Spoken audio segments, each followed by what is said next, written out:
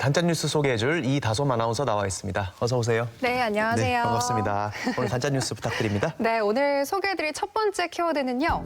옆구리 찔러 상 받기입니다. 옆구리 찔러 원래 절을 받는데 네. 상을 받으려면 뭐 이 밥상을 말하는 건가요? 아유, 그런 상이 아니고요. 네. 우리가 흔히들 받는 이 잘했을 때 주는 상 있잖아요. 아, 예. 그 상을 의미를 합니다. 그래요?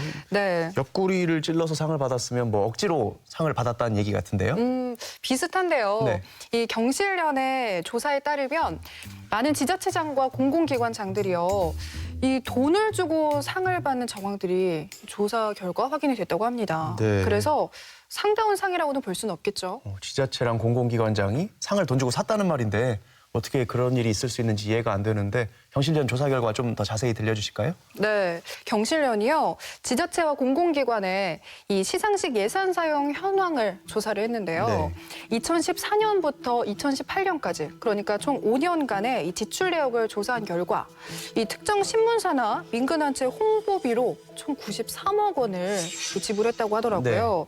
경북이 1위였고요. 그리고 우리 지역인 전북은 그 다음 순위를 이었습니다. 얼마나 많이 지출했길래 2등이나 했나요? 일단 경실련 발표에 의하면 경북은 약 14억 원이고요. 네. 그리고 전북은 약 7억 원으로 조사됐습니다.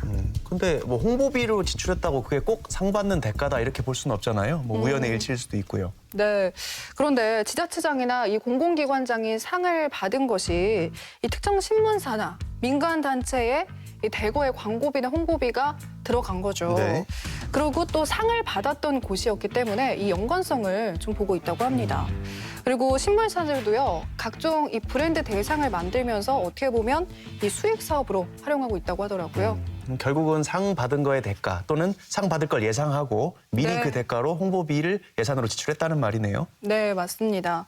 특히 지자체별로는요, 고창군이 총 27건, 그러니까 총 3억 3천만 원으로 가장 많이 나타났고요. 네. 도내 지자체 8곳이요, 수상용 홍보비를 모두 다 지출한 것으로 밝혀졌습니다. 그래요. 좀 상을 돈 주고 샀다고 하니까 좀 씁쓸한데 네. 사실 뭐 상이 뭐 중요한 건 아닐 수도 있지만 어쨌든 일부 국민들은 그 단체장의 수상 경력을 보고 더 신뢰하기도 하잖아요. 그런 그렇죠. 국민들 입장에서는 굉장히 좀 씁쓸했을 것 같습니다. 네.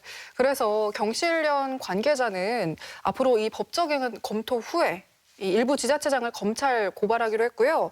그리고 국회 입법청원도 진행할 계획이라고 합니다. 그렇죠. 그 홍보비로 쓴 예산도 사실 국민들 혈세잖아요. 네. 그러니까 그걸로 상을 돈 주고 산 단체장도 그렇고 또 홍보비 지출을 유도한 신문사들도 사실로 밝혀지면 법적인 책임이나 또 도의적인 비난을 면하기 어려울 것 같습니다. 네. 두 번째 소식 들려주세요. 네, 두 번째 단짠 뉴스 키워드는요. 얌과 생그레입니다. 키워드가 전혀 짐작이 안 되네요. 톰과 제리도 아니고 얌과 생그레는 뭔가요? 톰과 제리를 떠올릴 수도 있군요. 이거 듣고.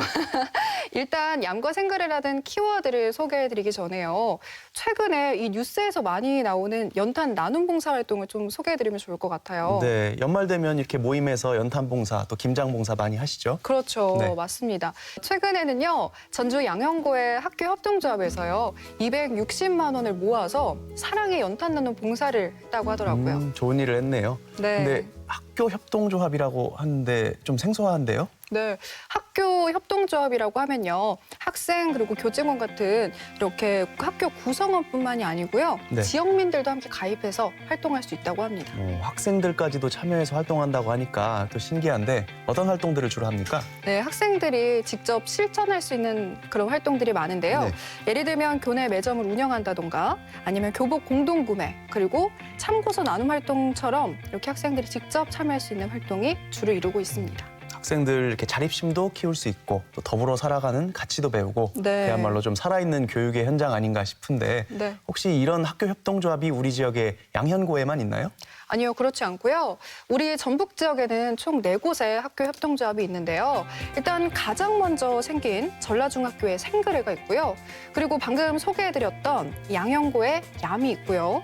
익산 지역에는요. 부송중학교에 도담, 그리고 진경여자고등학교에 어울림이 있습니다. 네, 협동조합 이름을 따서 오늘 키워드를 얌과 생그레 이렇게 잡았나 보네요. 네. 네, 그 활동하면 뭐 적게나마 수익금이 생길 텐데 혹시 어디 쓰이나요? 네, 수익금은요.